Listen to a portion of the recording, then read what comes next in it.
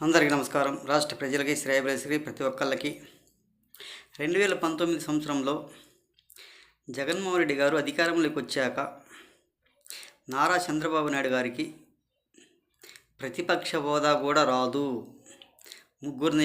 నలుగురు ఎమ్మెల్యేలు తీసివేస్తే వాళ్ళు మా పార్టీలోకి వచ్చేస్తే అన్నాడు. మరి ఇప్పుడు ఎలా ప్రతిపక్ష హోదా కావాలని అడుగుతున్నారు?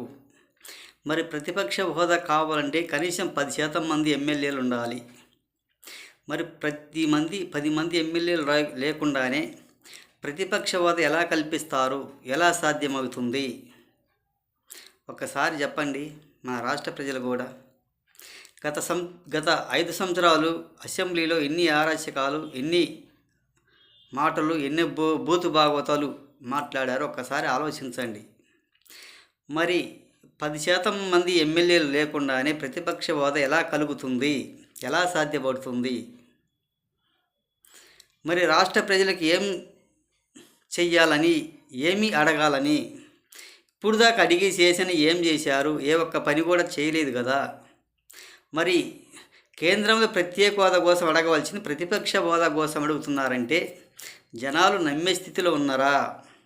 ఒకసారి చెప్పండి రాష్ట్ర ప్రజలు కూడా. ఏది సాధ్యపడదు. ఈ ఓడిపోయినాక ఒక మనస్థితిలో, మనోవేదనతో మా రాష్ట్రం వదిలి కూడా కర్ణాటక పారిపోయాడు.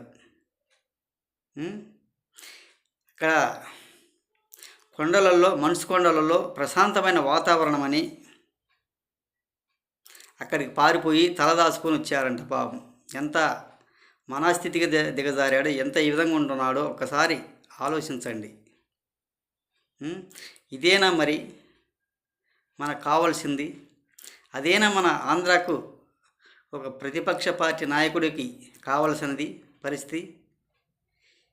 ఏ విధంగా చేశారో, ఎలా మనసు ఒప్పక మొహం సాటేసుకోవడానికి వెళ్ళిపోయాడు పాపం.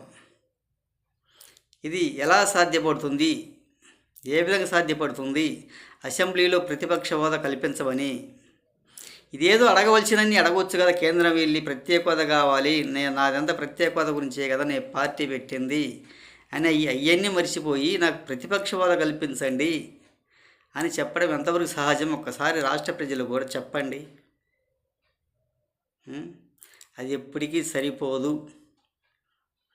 ఈత చేసిన భాగవతాలన్నీ, చేసిన పనిముఖాలన్నీ ఎన్ని సాటు చేసుకొని అవన్నీ గుర్తు తెచ్చుకోలేక అవన్నీ మర్చిపోయి, మర్చిపోవడం చేసినవి గుర్తే ఉంటాయి. ఒక జనాల మీద నేను డబ్బు వేసాను కదా, బటన్ నొక్కాను కదా, అవన్నీ నన్ను మర్చిపోయారు అక్క చెల్లెమ్మలు అని జనాల మీద వేసేసి జనాల మీద మళ్ళీ సింపతి పొందటానికి కానీ ప్రతిపక్ష హోదా నాకు కావాలి అని అడుగుతున్నాడు. ఇది ఎలా సాధ్యపడుతుంది?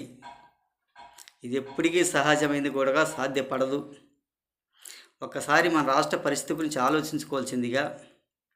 మరి ఆ రోజు 2019 నుంచి మీరు ఎలాగే అసెంబ్లీలో ఏమేమి మాటలు మాట్లాడిందో ఒకసారి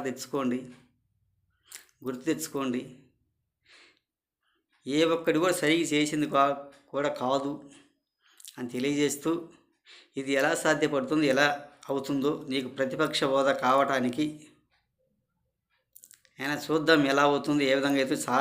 సాధారణంగా సామాన్యంగా అయితే ఇవ్వరు నీకు. ఒక వైసీపీకి ప్రతిపక్ష హోదా కావాలంటే ఎవరు ఇవ్వలేరు. నువ్వు చేసిన డైలాగులకి, నువ్వు చెప్పిన మాటలకి, నువ్వు చెప్పిన అరాచకాలకి, నువ్వు చేసిన భాగవతాలకి ఎవరు కూడా ప్రతిపక్ష హోదా కల్పించరు అని తెలియజేస్తూ రాష్ట్ర ప్రజలకి, శ్రేయభిలాషులకి, ప్రతి ఒక్కళ్ళకి హృదయపూర్వక ధన్యవాదాలు.